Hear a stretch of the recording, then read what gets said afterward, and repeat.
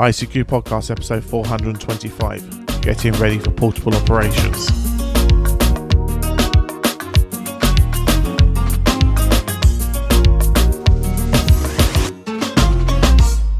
Well, hello fellow amateur radio enthusiasts, and welcome to this 425th episode of the ICQ Amateur Radio Podcast, supported this episode by our monthly and subscription donors. In this episode we join Martin M1MRB, Chris Mike Zero Tango Charlie Hotel, Bill Whiskey Charlie 3 Bravo, and Leslie Golf Zero Charlie India Bravo to discuss latest amateur radio news. Myself, Colin M6BOA, rounds up the news in brief, and this episode's feature is getting ready for successful portable operations. Well, as always, it's your very kind donations that help us pay our way and keep your ICQ podcast show advert free, and we would like to thank our annual monthly subscription donors for helping us out this episode. If you find value for what we covered in this episode, there's a very easy way you can show your support. You go to icqpodcast.com/donate, choose one of our options there or make up one of your own, and say send it our way, and everything you send us goes towards our running costs and keeping your show advert free. Right, we're going to join Martin, Chris, Bill and Leslie to discuss and generate thoughts about the latest amateur radio news, including the passing of Bob Heil and 40 years of hams in space. As always, hope you enjoy. Well, hi guys, and welcome to this episode's News Roundtable for the ICQ podcast, episode 425.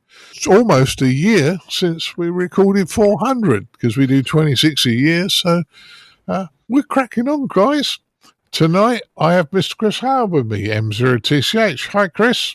Hi, Martin. Hi, guys. 425, blimey, we are. We're getting there, aren't we? 500 is just over the horizon, I think. We'll be celebrating that, I'm sure, very soon. Yeah, it's about 3 years away, but it will zip by like it has for the last year, absolutely. Yeah. Moving over to the States, we have Mr. Bill Barnes, WC3B. Hi, Bill. Hi, Martin. Hi, everybody. Well, good to have you, and as I say, I was getting a bit worried because I'll explain in a minute, but there's not too many of us tonight. Also have Mr. Leslie Butterfields over here in the UK, G0CIB. Hi, Leslie. Good evening, Martin. Thanks for the late call, and apologies I didn't get your email. Well, we got you in the end, mate. We got you in the end. And for those who are wondering what Leslie's on about, he didn't spot my email because it went into junk for him.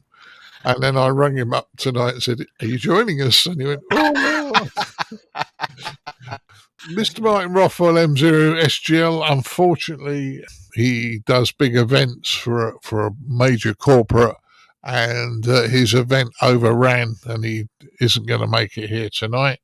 And Frank's not particularly well today, so Frank's ducking out because he doesn't feel particularly well today. So get well soon, Frank.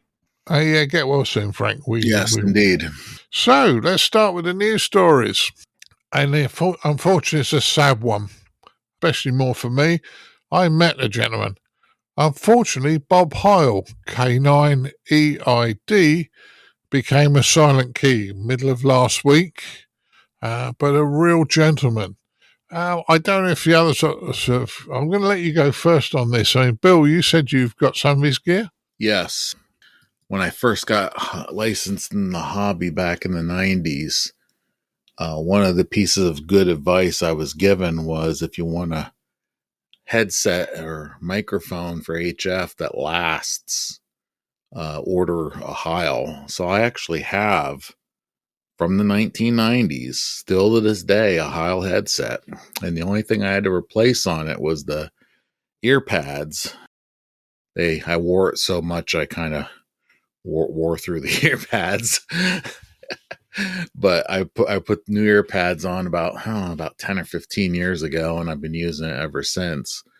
And you're correct. We met him at Dayton in 2019.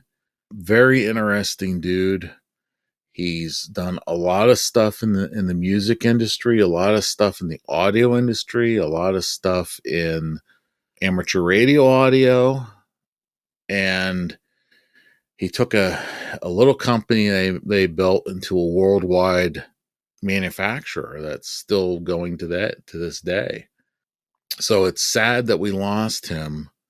However, I am grateful for his contributions, and I'm grateful for all the stuff that he's given over the years.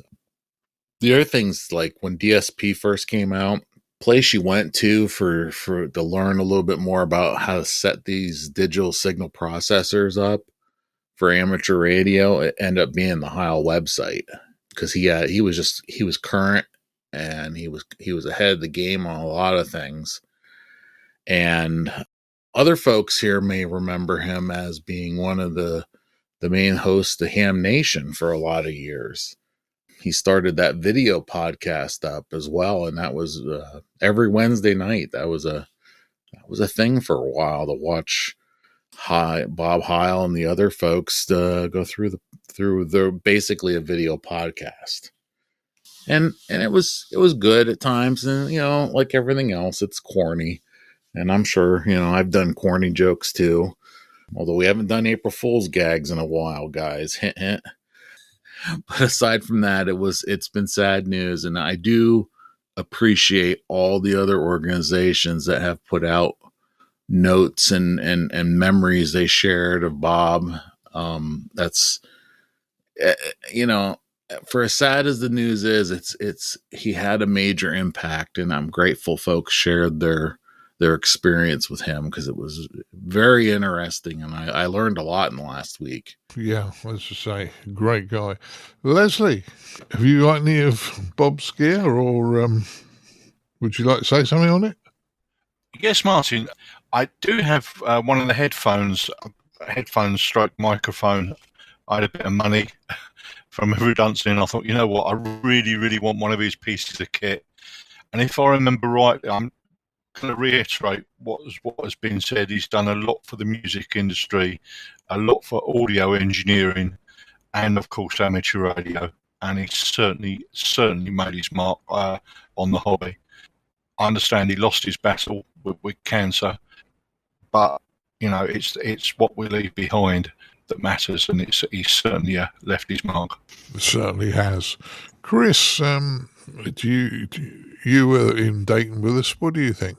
I think it's one word to use, really. It's his legend, isn't he? Bob was, I think everyone had heard of Bob Heil in the amateur radio world, and he'll be sadly missed. He's obviously got a huge legacy. He's got this, like you say, not just in amateur radio, but in the whole audio, microphone, headsets, headphones, studio equipment, audio processing.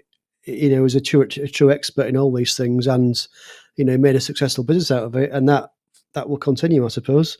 But no, absolutely legendary, and I know everyone this week is talking of Bob and losing Bob. But yeah, it's I know we met him out in Dayton and seemed like a really, really nice guy, very down to earth, very, I know he did a lot of work with clubs and would do a lot of club talks, and really happy to share, his experiences and his knowledge. So he'll be really missed. But yeah, I think an absolute legend of the amateur radio world that we've lost this week.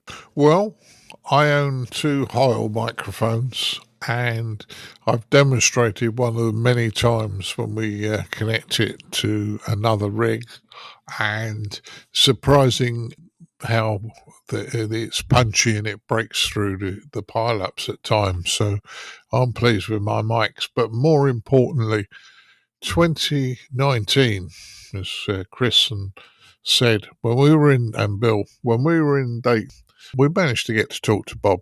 And my experience of talking to Bob Heil, and my experience of him as being a really, really, really nice guy, I tipped up and said hi. Now, I'm a podcaster. At the time, he was podcasting with Ham Nation. And he said, great to meet you, Martin. And I'm looking at him thinking, you're the superstar, Bob. And he said, he took his phone out of his pocket and he passed it to one of his assistants. And he said, I'm going off to talk to Martin. Don't bother us. Deal with my calls. And we walked down his stand and we stood in front of a bit of kit. And he said, don't worry, people think I'm selling it to you, and they'll leave us alone.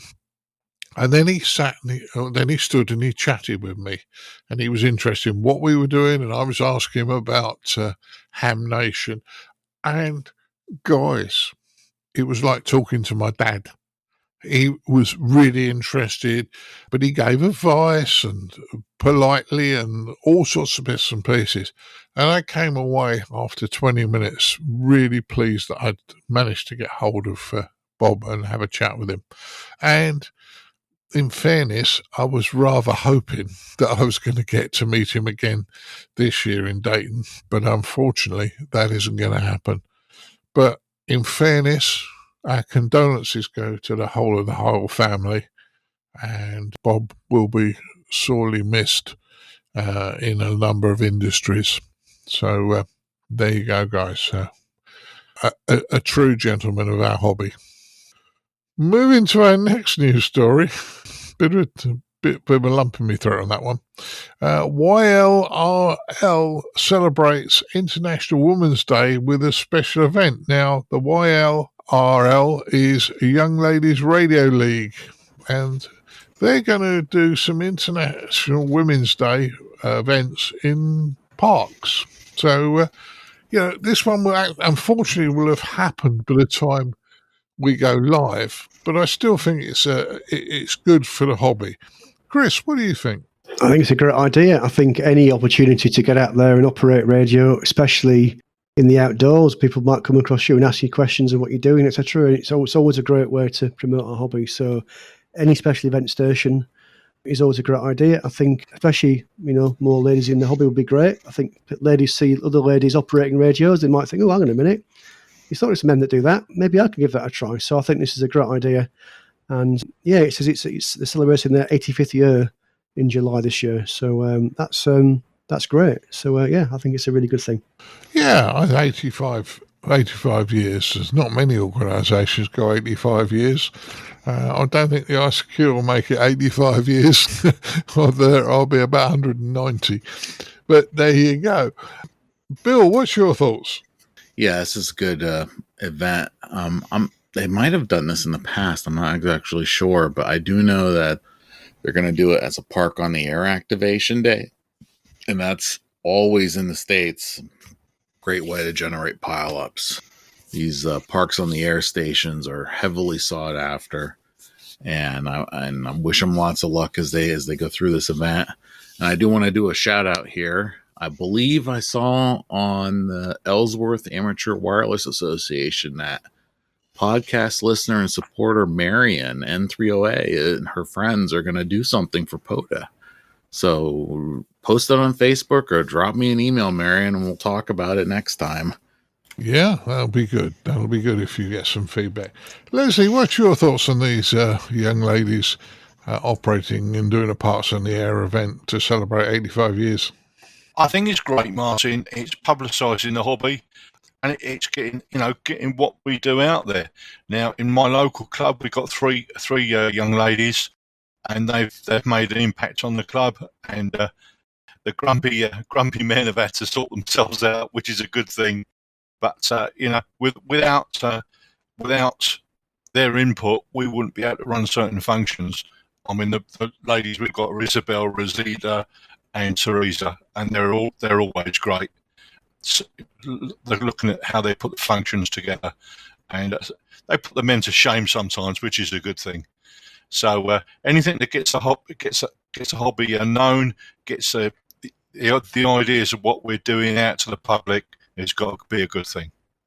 Certainly has, and one of the most enthusiastic operators I've met in a long time is young Dorothy, who is part of Essex Hams.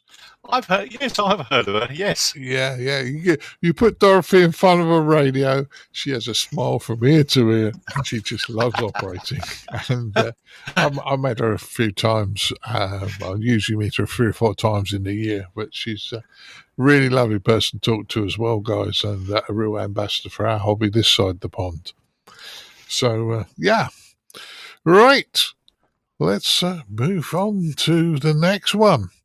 Aris celebrates 40 years of hams on the International Space Station, or in space, hams in space. That's 40 years we've been doing space. That's pretty damn good, I would suggest. I'm going to give it to Chris first. What do you think, Chris? Well, I think it's a great organisation. I spoke to Oliver Amends, who's I think he's the European president of ARIS over in Friedrichshafen a couple of years ago. Interviewed him there, and they're really passionate about what they do. Essentially, it's about, as I'm sure everyone knows, it's about talking to astronauts on the space station. I mean, how cool is that? And I think it's a fantastic thing they do in terms of allowing young people to have those conversations. I think it's a really, really good advert for a hobby. It's a really good way of getting kids excited about science and space and those sorts of subjects.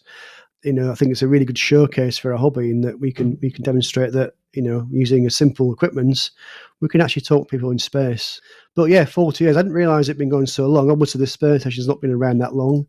And I believe before the space station, they had other ways to talk to astronauts or other astronauts up there they could speak to on other vehicles. But I'll let the other guys talk about that. But excellent, it's 40 years, and I wish them to carry on. Really good thing to do. So I'll pass it back to you, Martin. Yeah, so it's 40 years is a good one. So I'm going to go to Bill next because, I've had quite an experience of some of this stuff, and we were discussing 40 years, some of these space stories. We were surprised just how long ago they were, weren't we? Yeah. Although I did, I was searching here through my electronic archive and stuff, and one of my Elmers back in 92 worked a space shuttle from a handy-talkie and a homemade antenna between school sessions when it was the shuttle amateur radio experiment back then with the space shuttle. And they had an article in the newspaper, and I found the photo. I'll have to throw that on the article here for the website. But anyway, yeah, the amateur radio and the International Space Station Organization, they set up all these skeds with the various schools around the world so that, students get real live, connection to the space station as part of the learning outcomes from our space experiments. And they just had their conference here, on the 40th anniversary around there. And they had some really good speakers. That was the thing that the article was talking about. The Kennedy Space Center folks, some other folks that continuously helped to get these schools connected, give out some awards. But it's just such a good story that they've been around for 40 years with various volunteers, and it's an all-volunteer organization, and they make this happen for students at the various schools around the world. It's just wonderful. Yeah, it's a lot of work, but it's wonderful what they've done, and I think that's a credit to them. Leslie, what's your thoughts? My thoughts are, I think 40 years is absolutely great. I just could not believe it's been going so long. The last time I heard it was when it went, they did a thing with Gilwell Park. Gilwell Park's about a mile down the road from here. And you had literally a handheld and a dipole slung out the window. And I could hear the uplink and the downlink very, very easily. But again, and it brings so much good publicity to the hobby. And obviously what was going on with Gilwell Park went on the local WhatsApp group, so other schools got to know about it. So I think that's absolutely great, and I hope it continues. Yeah, I think it will continue because space is something that is still kind of magical, isn't it? Yeah, I know quite a few people have gone into space, but it's a very, very minor number compared with the population of this planet. So it's something of a specialty. So, yeah, it's something great. So good news on that one. Right. Now, another space story here. The lunar lander still functions despite landing issues. And I believe this lunar lander didn't land upright. But going forward here, this lunar lander is the first lunar lander to land on the moon that the US have put up there in 50 years. And I know when we started discussing this, Bill and I were going, it can't be 50 years, it can't be 50 years. But it is. It's over 50 years since the US put a device onto the moon. What do you think, Bill? Yeah, the interesting thing to me was this is a private venture, and apparently it tipped over, but it's making communication from the moon. Institute Machines of Houston, Texas. Basically, they basically said, it's resting on its side on a rock, but the mission's still going on, and the device is out there right now and still transmitting. And thank you for pasting the link because I lost it. I closed the wrong web tab. Yeah, so it's a good one there. So I think that's a real good one. Leslie, what's your thoughts? I did chuckle, Martin, when I read that sort of one leg was slightly squiffed. Yeah, things go wrong in space travel, and it still works. So, what can one say? I'm sure they didn't design the equipment to last this long, but it certainly is. So, hats off to the designers, I say. Certainly, you got to build stuff with resilience in it and back up. And looks like whatever they built is still working. So that's a tick in the box, in my opinion. Chris, what's your thoughts? Yeah, it's interesting because there seems to have been a real resurgence in moon related projects over the last few years. I know there's been, not just in the US, I think there's been all kinds of, China, Israel, India, lots of countries that are now trying to explore the moon, as well as obviously the States as well. And yeah, there certainly seems to have been a change in approach, back from the 1960s and 70s when it was all NASA, doing things themselves, albeit with some help from private industry. Now it's almost like they're outsourcing this stuff to third parties. So as Bill was saying, this is a company essentially that NASA have paid to go away and do this. So Intuitive Machines were paid $118 million to do this, I believe. But yeah, it's very interesting. And yes, okay, it's still, even though there's been lots and lots of activity in space, it's still not. The moon's a very, very long way away. I believe that the 1969 mission to put man on the moon and a few others a few years after that. That's the first thing that ever been into space. Human space flight. That's the ISS is very close compared to the moon, from what I understand. So it is a significant achievement to get anything to the moon, especially in a controlled way. So the fact they managed to put us down on the ground, yeah, okay, it might have fallen over, but it's still operating. It's still useful. It's still, sending data back to Earth, and that's fantastic. But yeah, I'm sure this will be one of many that to come. But yeah, certainly, just looking on Wikipedia, there's been lots of missions to the moon. Not with humans on board, but there's been lots of missions to the moon. Some that have worked and some that have failed over the last few years from many nations, and this is another one, I suppose. I think there may be a plan to put man back on the moon. I think, in fact, not just man, but also woman as well. I understand from NASA in the next few years. I think I heard that in the news recently as well. So certainly there seems to be a resurgence or a renewed interest in what's happening on the moon. So it's all great. Back to you, Martin. Yeah. Well, as I say, I think that in fairness, putting some of these things into space is a great challenge. I think it's worked, and yeah, it does surprise me. It was over 50 years ago when the first landers were landing on the moon. It pretty much I've lived with it the whole of my life cycle. So it's nice to see they're probably restarting it again, and it gives us something interesting.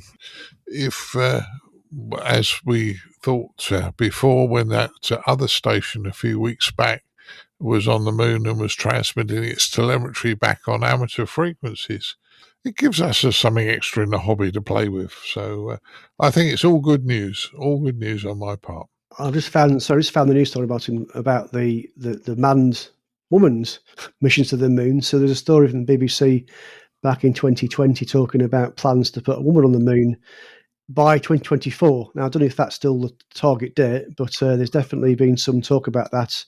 And NASA certainly we're outlining a $28 billion plan to do that. So hopefully that's still on track, and we'll watch this space. But that'll be I'm sure that will inspire a lot of people, and yeah, that'll be good. Certainly will inspire people. That's good. Right, move to our last news story, and this is really just a bit of fun to finish up on. UK amateurs start to use the new privileges. Chris, you spotted a couple of videos and on here, so do you want to go first? Well, I'll talk about the first one, and I'll let Bill, because I think Bill found the second one. So there's been a couple of videos on YouTube of people operating. So as well, the background is, I'm sure we've heard on previous recent episodes of the podcast that, and it's been something talked about for a while, in the UK, we've just started to get our new privileges on our licenses. So this I think this is sometime in February when that was kind of went live. It's been talked about since last year. There was a consultation. Ofcom asked amateurs what they thought, a license review, and that's now finally gone live with the first phase of the new privileges. So one of the things we're allowed to do now is to operate aeronautical mobile. Now, I believe it's only on the bands where we're the primary user, and I believe it's only fairly low power, and I forget, I'm sure somebody else will tell me what the power is in a minute. So I spotted a video on YouTube, so Pete Sipple, M0PSX. You may have heard his name because he's very heavily involved with Essex Ham. Another chap called Mike Lynn, G1KOT. On the 3rd of March, they flew out from Southend Airport on a little Cessna, I think a Cessna 172, I think, little light aircraft, a little private aircraft. And they operated aeronautical mobile on the 2-meter band over Essex. So really good at that. I'm not sure if it was the first people to do that. Somebody else might have beaten to it. I'm not sure. So I think I saw another video as well actually on YouTube of someone else doing something similar. So I'm not sure who got there first, but great thing to do. Congratulations on those guys for getting up there and giving it a try. I think they made a couple of contacts from up there. So yeah, well done to them. And yeah, if you want to watch the video, just do a search on YouTube. And I'm sure you find it. I think the call sign is not call sign. I think the title on YouTube is a UK first Mike G1KOT aeronautical mobile. So do a search for that. I'll just find the Essex Ham Team YouTube channel, and you'll find that video. And yeah, it's nice to go and watch someone trying something out for the first time. Certainly is. And thinking about it while you were saying this, we have a listener that flies microlights quite regularly, Nick Major. And I got a feeling Nick will be doing some aeronautical mobile because we get lots of nice pictures occasionally from Nick on Facebook of what he's up to. And I know he's a listener because I've spoken to him on the digital talk group as well. But the other one then, Bill, Colin M0MCX was doing some things, wasn't he? Yep. Just to flip back here quick, Artemis 3 is scheduled for 2026 now, Chris. Okay, well, it slipped, but, I guess that's to be expected, isn't it? Yeah, I'm just happy it's not canceled. Yeah. So that'll be a good mission to watch. But yeah, the YouTube algorithms, while I was looking up something else, suggested this video from Colin M0MCX. He is the DX commander. He's the guy that invented that and sells that antenna. But he got to use a kilowatt, and he was on 40 meters working Japan. And I laughed because at first it seemed funny, but I realized from here where I'm at in North America, hitting Japan doesn't seem that big of a deal. But then I put in the great that round great circle map. Sorry, my brain mixed the letters up in my head. Use the great circle map, and to go from the UK to Japan is quite a haul. So especially on 40. So I got to watch him work a bunch of stations on 40 meters, and he put it on YouTube, and it's nice to see that someone is safely using a kilowatt and having a good time on the radio with it. Yeah, there's a good one. Well, I have had a contact with Japan from the UK. SSB Field Day in the UK usually corresponds with the Work to Asia. And you'll hear a Japanese say, great, it's Japan. And you go out to them and they go, wrong contest, go away. And you think, oh dear, I could have given you some points. You could have given me some, but never mind. Yeah, the kilowatt. Well, the only way I could work a kilowatt is to close the park behind my house so no dog walkers can get over there and put my antenna in the middle of the park and run a massive amount of cable to it, which would probably mean I'd have to run 2 kilowatts to make it with the cable losses. Well, Martin, that's a good point, because I think part of the reason we've been given these new privileges is because we now need to do, and Leslie's the expert on this, really is the true expert on this, we now have to do an RF safety assessment. So we may be allowed to run a kilowatt, but only if it's safe to do so, and we have to prove it's safe to do so by doing that assessment. So you make a very good point. We may be allowed to use a kilowatt, but I ain't using it in my garden, because there's no way I'm going to comply with the rules if I try that in my area, because I've got far too many houses nearby, etc. So, with privileges come responsibilities. So I think you make a good point about not being able to do it from home, particularly.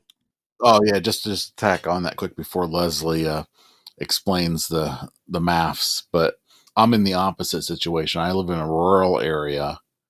My antenna is high and inaccessible, so I could, in theory, run 1.5 gallons, 1.5 kilowatts. But the reality is my antenna design, it's a large 80-meter full-wave horizontal loop. I'm going to burn up the equipment if I try that, because the matching device, there's no way that matching device could do more than maybe 200 watts at SSB. It's just not beefy enough to take that kind of power level and transform that impedance that needs a transform to make that antenna work.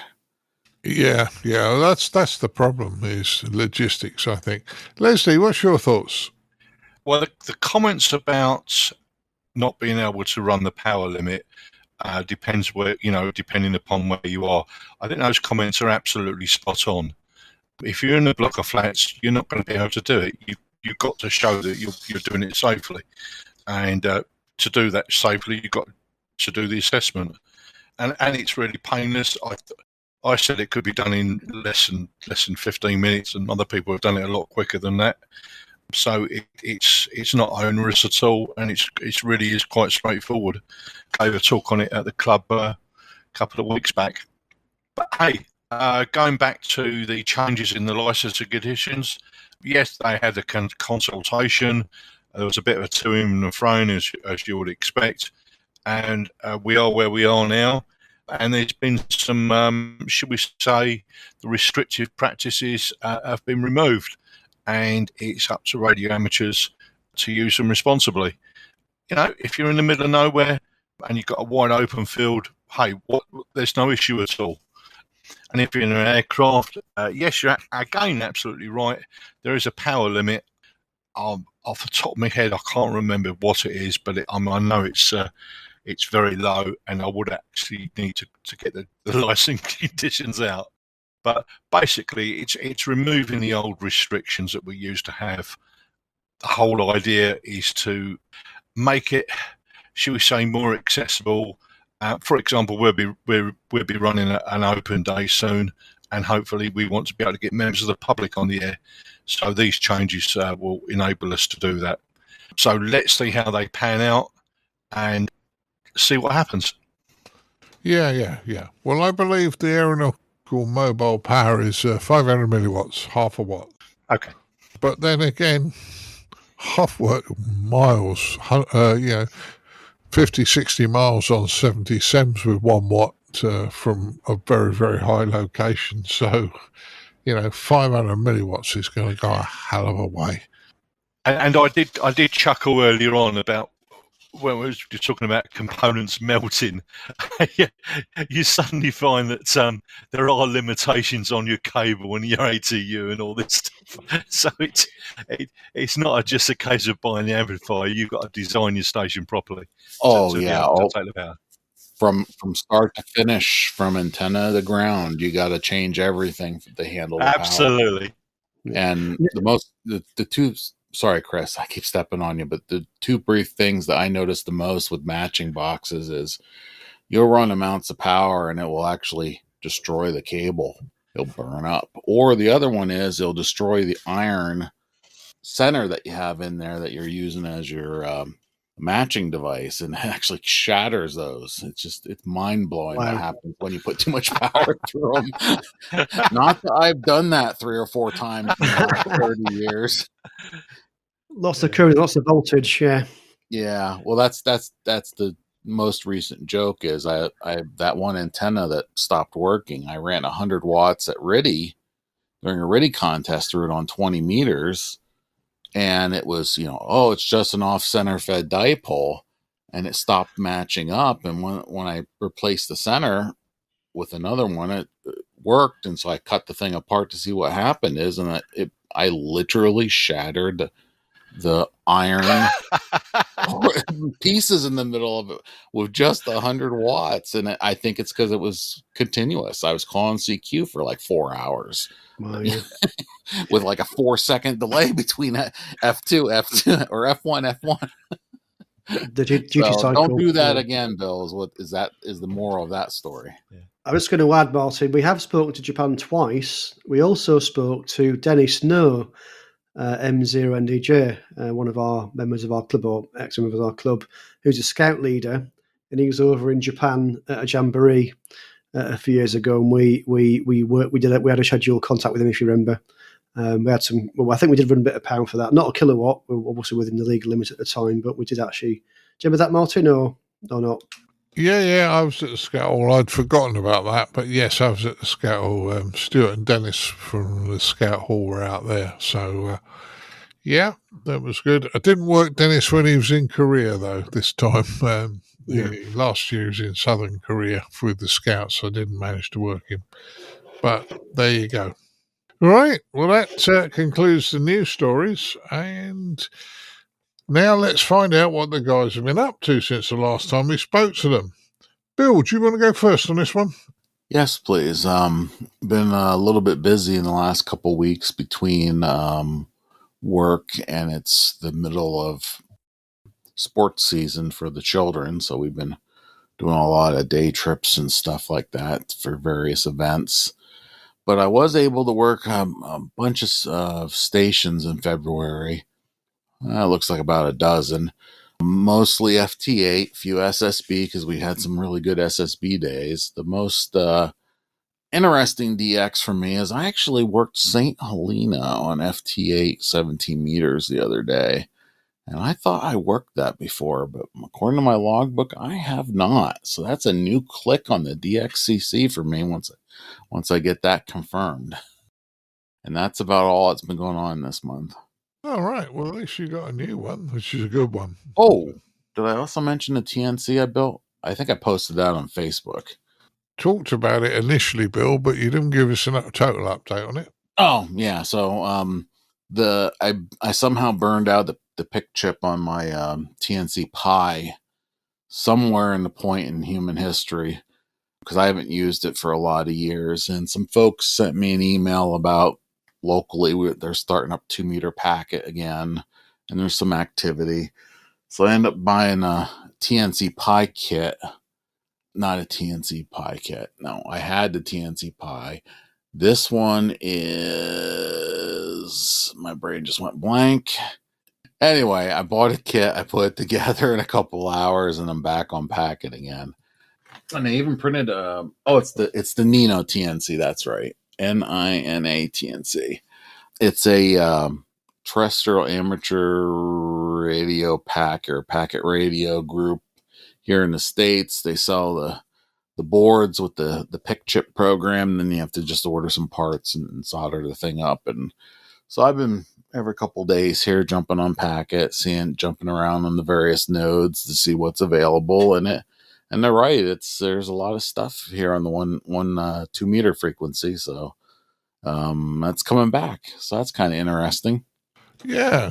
Well, I might have another look at that myself, because I came across an old TNC I bought years ago, and I used it for a while when I was doing APRS, but in the very early days of APRS. But yeah, say good if it's coming back. Real quick on that, just make sure you check the battery, because I have a bunch of TNC2 here, the old TNC2s from the 80s. Most of them had corroded batteries, so they needed repaired. So that's another item on the list. But just check the batteries first before you plug that in. Yeah. Well, I didn't think there was batteries in mine. However, I bow to your greater knowledge. I'll have it apart tomorrow to make sure that everything's okay. Yeah, it's a watch. It was a watch battery to back up the settings with right. like your call sign and stuff in it. That's it. All But multiple ones I have here have corroded over the years, so I probably should have kept better watch on those. Well, that's good advice, Bill. Good advice. Leslie, what have you been up to? What have I been up to, Martin? I've been continuing, as some of you know, I'm sort of a member of the Silverthorne Radio Club, and I've been working on their archive material, and it's taken up a lot of my time. So what I've been doing is I've been putting some all the old photographs together, making them all good, and just putting the history of the club together. But this is all sort of have a bit of a purpose behind it, because what we've also managed to do is we've paid to have a stall on the Chingford Village Festival in June. So the idea is that we can put up a display where the club started, the things they got involved in, what we're doing now, type of activities we're doing, all this type of thing, and we're going to have sort of photographs. It cost me an absolute fortune on cartridge ink, as you're watching the ink going down and the colour ink going down and realising how much it's costing. But the whole idea is to promote the hobby, and we really look forward to having a good stand in June. So what we're doing, this is all in preparation for it. And obviously, what we're trying to do as well is to get more members into the club. That's the aim. So that's what's been happening in the background, Martin. Yeah, good news, and hopefully we'll get some new members, and getting out in the public eye is always good for our hobby. Chris, what have you been up to? Not a huge amount, and we've got a new member of the club, so I've been showing her some. So she's not got a license yet. She's quite keen to get involved and get a license. So I've been going through some of the basic stuff from the foundation. Look, it's not a training course. I'm just sort of giving her the basics of what it's all about. So that's been quite good to get someone new involved in the hobby. We had a club meeting last month. Mike Richards did a talk for us about SDR, kind of without the maths. So it's actually quite good to someone to explain to us without going into lots of mathematical equations how SDR works. So that was an excellent talk, and we got some good feedback from that. What else? I am getting rid of, I've got a couple of cars. I've got an old Volvo that I only ever use once in a blue moon, which is now kind of getting to the point where it's kind of getting to the end of its useful life. So I need to take the radio out of that. I've got a YOTA radio in there. So before that makes its final journey to the scrapyard fairly soon, I need to deinstall that. So that'll be spare. What else? I've been buying things from AliExpress recently.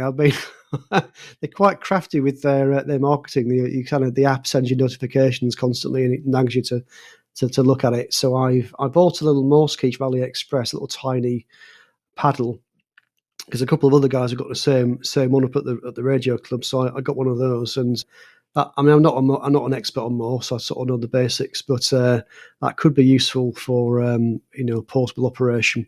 Interestingly, you mentioned about Nick Major earlier. I know Nick's one of the listeners to the podcast, and I think his call sign is G0HFL. I think I'll double check that in a second. I know that as you said, Martin, I know that he's very interested in doing his aviation. I know he's has access to, or I'm not sure if he owns it, so I know he flies a microlight. I'm just trying to find his call sign. Sorry. But yes, I also know he's a very keen Morse operator. So I actually wonder if he might be the first person to operate Morse code on perhaps 2 meters or something from aeronautical. That would be a good first. So Nick, if you're listening, there's a little challenge for you. Maybe give that a try. By the way, don't do that if it's dangerous. Flying the thing's probably far more important than than operating Morse code. But sorry, G0HFL is Nick's call sign. So you never know, you might hear Morse from the skies sometime soon. But please, Nick, don't do that if it's if it's going to endanger anything at all. Other stuff, yeah. Also, a couple of the guys at the Radio Club bought a device called a Morserino, which is a little board, I think it might be a kit, I'm not sure, but it's a really cool bit of kit. It lets you practice Morse code. It's even got a built-in transceiver. It'll decode Morse, and we had a little play with that the other day, and it looks quite. Yeah, it is a kit. I'm just looking at the website now. Quite an interesting piece of kit. So if you're into Morse code, want to learn it, a Morserino might be quite a good thing to get hold of. And then finally, Martin, I know we've been doing some more planning for our trip to Dayton in May, so that's now coming together quite nicely. So Colin and yourself, Martin, and I are coming over. So if you're going to be there, we might see you there. But that's it from me, Martin. Thank you.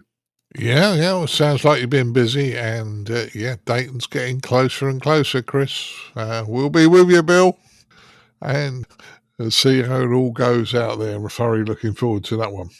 Okay, what have I been up to? Very quickly, you know that I've mentioned a couple of times that Frank and I are doing some pilot work on a thing called Smart Radio. Smart stands for Saturday Morning Amateur Radio Time, and we've run 3 sessions now at our local library. Frank run one last Saturday in the States in Madison County.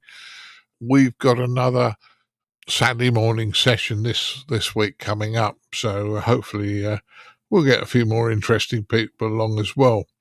I have been actually playing HF. God forbid most of you just fell off your chair, because I don't very often do HF. Yeah, well, I don't, Leslie. Yeah, but I've actually been on 40 metres, 20 metres, 17 and 10 from home, running about 20 watts. That's the safe part for my aerial. Running 20 watts, and I've had some reasonable contact, so I've been quite pleased. The bands have been quite happy. I've also done some VHF work while I've been in the car, and via the hotspot on the talk group. Although I think it was about a fortnight ago, there was a small outage of the talk group at my end, because the D-Star transcoder runs at my house. It's complicated. I can't put it on the main server up in the data center because it requires an external dongle. So it runs at my house, and unfortunately I get up one morning and my computer didn't work. And I look around and the router's flashing away and the internet's going, and I checked, and sure enough, the router was up. And the Wi-Fi was up Wi-Fi on that particular router was up, because it's got a 5 gig thing, but nothing else in the house was working. And then when I look around the back, the first switch I've got, a 16-port Netgear switch, the power supply died, the little wall wart. Instead of putting out 13.8, it was down to 2.5 volts, so that was a dead one. So we did that. Then, so that's back up and working anyway. Fairly quickly, I found another wall wart and we got it going. But yeah, just an interesting one in the morning. Took my 817, my FT817 to the club on Monday. Once again, I was showing a Bluetooth connection. So I've got a little Bluetooth device, plugs in the back of the 817, and you can control it via a tablet or your phone. And once I got it set up and was showing it working, the guys were quite happy, and I said, well, we might as well use your one, rig, Martin, instead of the other one. And my poor little FT817 actually got some life in CW. Not by me, I didn't do it, but they were sending CW quite happily on it and getting contacts, which worked quite well. But before we got it all working, I got caught with yet another fuse that was playing Silly Devils. I mentioned this a few weeks back in one of the features where I had a voltage drop across a fuse. I had another fuse do exactly the same thing. Although it wasn't glowing white and light, it was a bit like a light bulb. If you set up a little circuit, and I've done this for students, you put a 3-volt battery, so you know what the voltage is. You measure the current through a light bulb. You measure the current. You didn't do the maths. You come out with a resistance, right? And then while you keep the students talking and you've unplugged the battery, the bulb's cooling down. You say, now measure the bulb. And of course, it's short circuit. And they say, well, this Ohm's law doesn't work. They don't realise that the bulb, the bulb, when it's hot, is a higher resistance. Well, my fuse was about 7 ohms. So I'm dropping 7 at an amp. I'm dropping 7 volts across this damn fuse when it's working. Take it out and measure it, and it measures short circuit. Put it back in, you're dropping 7 volts across it. And I ended up having put another fuse in. Everything worked perfectly okay. So, interesting one. I've been caught twice with that one now. And last but not least, end of the month, on the 24th of this month, the ICQ podcast will be down in Dover for the Dover Rally. Looking forward to that one, guys. So if you're at the Dover Rally, pop by and say hi. So that's what I've been up to. And as I say, a lot going on, boys, I'd suggest, which is good news. So all that's left for me to do now is to thank the guys for turning up and move on to the next part of the podcast. I'd like to thank Mr. Chris Howard, M0TCH. Thank you, Martin. Thank you, guys. No problems. Good to have you. I'd like to thank Mr. Bill Barnes, WC3B. Thank you, Martin. Thank you, everybody. And I'm on HF right now. You little devil, you. FT8, you can turn the volume on. All right. Okay. And last but not least, I'd like to thank Mr. Leslie Butterfield, G0CIB. Thanks, Leslie. Thanks for inviting me, Martin. Being some good topics tonight. Yeah, right, guys. So 73, so we'll catch you soon. 73. 73. Cheerio. 73. For all the news, links and information, visit www.icqpodcast.com.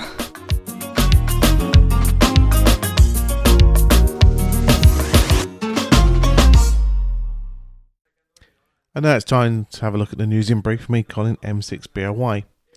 We start off with an announcement by Brandmeister that they've announced they've integrated TETRA into their Brandmeister DMR network.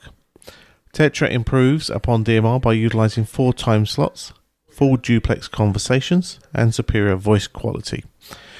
We'll pop a link to the announcement for you on the ICQ podcast website so you can check it out if you so desire. Great opportunity here if you're aged between 18 and 25. The RSGB is looking to put together a YOTA team to take place in the YOTA Czech summer camp this year. So you've got to be passionate about all things radio, ready to experiment, make new friends and shape the future of ham radio, and be able to fill in an application form. So again, links out on the ICQ podcast website for you if you're aged between 18 and 25 and wish to go to Czechia Czech Republic this summer. And we finish off with a interesting special event station for National Pi Day. Pi Day is on the 3rd month of every year on the 14th day, so the 14th of March. And on Echolink, Rockham will be running a session, a net there, and they'll also be covering it as well on All Star as well. So on Echolink and All Star. So again, a great opportunity to get on with these guys from Rockham as they celebrate Pi Day. Right, well now we head over to our features episode, which is getting ready for successful portal operation. As always, hope you enjoy.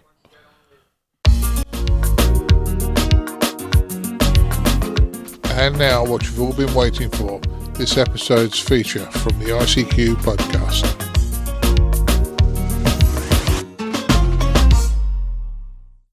Hi guys, for this feature I'd like to talk about getting ready for a successful portable operation.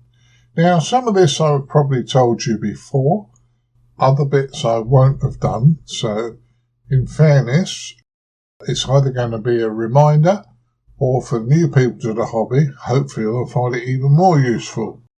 So, apart from planning where you're going to go and when you're going to go, because that's important to know where, it's no point in turning up somewhere where the car park's going to be absolutely full and you can't get in there. So, obviously that's one of the things to check. But I'm going to start a bit further into it than that. Let's check the equipment out. Now, one of the things you could very well do is have an equipment checklist. So when you're getting ready to go out, you can just have a look at the checklist, check it so you've got all the bits and pieces, and go from there. Now, one of the things I'm thinking, obviously you're going to take a radio of some description. But don't forget to take a copy of the manual. And I say a copy of the manual because I normally print another copy of the manual and write all over it and highlight it. And that's the one you want to take with you because it will have the areas that you need to look up quick, possibly highlighted because you've been there before. Connectors. What type of connectors you're going to use. I tend to operate at a BNC as much as possible because it's easy to connect and disconnect. But if you've got PL259 plugs and one thing or another, you may very well wish to have adapters with you that will allow you to connect the two different types together. Once again, make sure you've got your adapters with you. The feeder, make sure you've got some feeder with you. Is your feeder okay? Have you checked it? Has it got any splits in it? It's no good sticking a voltmeter on it and going, oh yeah, it's continuity. If you've got an antenna analyzer, you can always put the antenna analyzer on it and put a dummy load the far end and away you go. Now, it doesn't have to be a high-power dummy load when you're testing with an antenna analyzer, and possibly one of the old coax network terminators would actually do all right. However, if you haven't got one, a 47 or a 51 ohm resistor, a carbon resistor that is, soldered across the connector will work just as well. Check your antenna, make sure that that's all okay and any extending ropes and that haven't perished. So that's another thing you need to do. And another thing I would suggest is parts for different parts of the band. Are you going to have to use, say, a link dipole where you're making and breaking connections? Do you have separate links there? So make sure you've got all the bits and pieces for that. Now, on the power front, obviously, and this is so stupidly obvious, but we all forget at times, your power battery. It needs to be fully charged before you go. And I'd suggest at this point in time, you have some spare fuses, not only for your radio, but any extension leads you have connected going along the way. On my extension leads, I've fitted LEDs across the 12-volt line. So if I've got an extension lead plugged in and it lights up, I'm reasonably sure, not 100%, but I can be about 99% sure, the power has got to the end of the extension block I'm using. And it's only one LED and a resistor when you make these up to just show that you actually got power there. So that could be a useful one for you. Now, don't forget, one of the easiest things to forget is we've got all the radio stuff, but we've got to take paper or a book to write things down in. Pens. I say pens more than one because, if it's cold, one might not want to run, or a pencil, all those sort of things. And I suggest some form of information pack. If you're a member of a club, at least with your club name and where they meet and one thing or another, print a few copies of that out on some A4 paper and you cut it in half so it's A5 to give to somebody. They've got a web address to contact yourself or the club if they're interested in what you're doing. Now, I would suggest one of the major, most important things is, if you're going out portable, make sure you tell somebody where you're going. That's one of the most important things. And make sure not only they know where you're going, but your likely time to return home. Because if you're not back till after dark, that could be quite frightening for somebody. So try and make sure that you're correct. Now, we've got all the radio gear, so we all out, but don't forget, we need other things. If you're out somewhere, there might not be facilities. You may very well need to carry some water with you, or a hot drink with you, and maybe a bit of food if you're out for a long period of time. So just bearing in mind things like that you may need to pack. And not necessarily for everybody, but it might be worth packing some headache tablets just in case you get a rotten headache while you're out. The last thing is you want to ruin your operating, and that might solve your problem very quickly and quite cheaply. One of the other things I've been thinking about, and I'm just starting to put one together for my operation, is a simple toolkit you take with you. Now that means not a full repair, I'm going to repair the radio and I'm going to build whatever. Just a simple toolkit. Things like a decent screwdriver, various Phillips and flat blade, a decent set of screwdrivers, something like a 13mm and a 10mm spanners. They're the two main nut sizes that very often amateurs use, 13 and 10mm. Don't forget, a cheap multimeter may be very, very, very useful to you.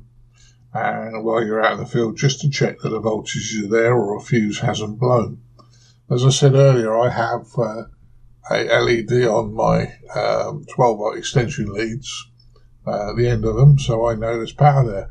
On my big output block that I sometimes put on the end of a lead, I also have an analog meter.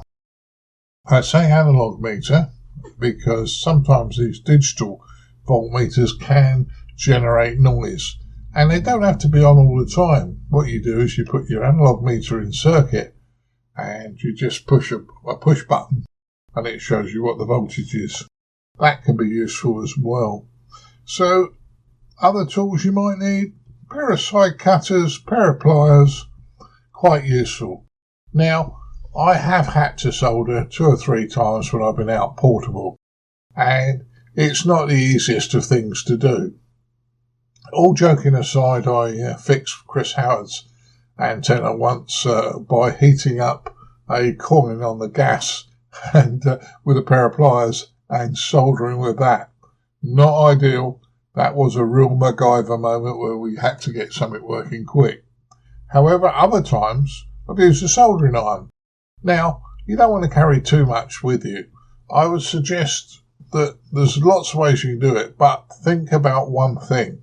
When you're out in the wilds of nowhere, a light breeze cools everything down very, very quickly. So I would suggest a battery-powered soldering iron is not a lot of use. I would suggest I have used inverters, 12 volts to 240 volts to use a standard soldering iron. Done that one. And I've used a gas soldering iron. I would suggest the gas ones get hot very quickly and stay hot. So they might be your best bet. But once again, you've got to make sure you've got gas with it. So it's horses for courses. You may wish to take soldering iron, you may not, but it could be of use getting things fixed. And if you're going to solder in a field, try and put a containment area around the soldering you're doing. So if you've got a cardboard box, turn it over on its side, put the wires or whatever you're doing inside the box, and then work in the box. So you're shielding it from any draft. That works a lot better. And lastly, I would suggest you'll probably find that lead solder will be a far better bet to fix things in the field because it has a much lower melting temperature and it's less likely to solidify while you're trying to do work in the field. So that's just a thought I've had on this one. Okay, now moving on to not so much radio stuff, but still very important. The correct clothing for the time of year you're out and about, and the time of day. Don't just think, oh, it's the middle of summer, so I can go out in my t-shirt and I'll be perfectly okay. Because if you're sitting operating in the middle of summer with a light breeze, you'll get cold quite quick because you're not up and about generating heat. So I've seen people walking along paths nearby me and they're in their t-shirts and it's all great. And I'm sitting there with a jumper on because I'm not generating the heat. You need to be aware of that. But also, proper dry clothing is another one that's important. Now, if you go out portable, you might be going doing summits on the air, in which case this next thing is not important. But if you're doing parks or just a casual activation portable, you might want to think about, are you going to operate from the car or are you going to try and use a table and chairs? If you're using a table and chairs, then you obviously need to check that over the winter, while they've been packed away in the garage or wherever in the shed, the canvas hasn't rotted. Because the last thing you want to do is drag all the stuff to a location, sit on a chair and it's split, and then you haven't got a chair for the afternoon. A little bit annoying. The other one is, unfortunately, my car decides that you can't have the tail lift open for long periods of time. So I can't operate from the back of my car under the tail lift, because after about 10 minutes he says, oh, you should have this shut, and shuts the tail lift on me. So that's another thing to think about when you're doing it. Don't forget though, if you're going out, two's always better than one. If you've got somebody with you, if you get stuck into a problem area, having a second pair of hands or help with you is often very, very useful. Even if they're not radio amateurs, you might find that your partner may wish to come along and operate or help you operate as well. Lastly, and I know we always say amateur radio works, and it does, but make sure you've got your phone fully charged if you're out, or a way of charging it either from the car, or there are these little 12-volt adapter things that you can plug a 12-volt into 12 volts, and then they have a USB-A which supplies the power in a socket. So just little things. I know I've probably told you some of these before, but we're now getting into the the Northern Hemisphere's summer. So let's hope we have some good operations. And for you guys in the Southern Hemisphere, it's almost the reverse for you, checking it all works before you pack it away. I hope this has been of use. Whether it's across the pond or over the channel, the ICQ podcast is international. Herzlich willkommen in Deutschland. Good evening. 73 de España. By amateurs, for amateurs. Well, everybody, I hope you really enjoyed our feature this episode, getting ready for a successful portable operation. And as always, we'd like to hear from you, your feedback, and you can get in contact by going to the contact us section of icqpodcast.com, and it'd be great to hear your feedback. As always, we'd like to thank Chris, Mike 0 Tango Charlie Hotel, Bill, Whiskey Charlie 3 Bravo, and Leslie, Golf 0 Charlie India Bravo, for taking part in the news roundtable with Martin M1MRB. We always like to thank our monthly subscription donors that have helped us keep paying our way and, as I say, keep your show advert free. If you've enjoyed this episode or found out something interesting that you'd like to show your value for, please visit icqpodcast.com/donate, where say whatever you send our way goes towards keeping your show on the air. Well, that just about wraps up episode 425 of your Amateur Radio podcast. As always, guys, continue to enjoy the hobby, and we'll catch up again in a fortnight's time. 73's all.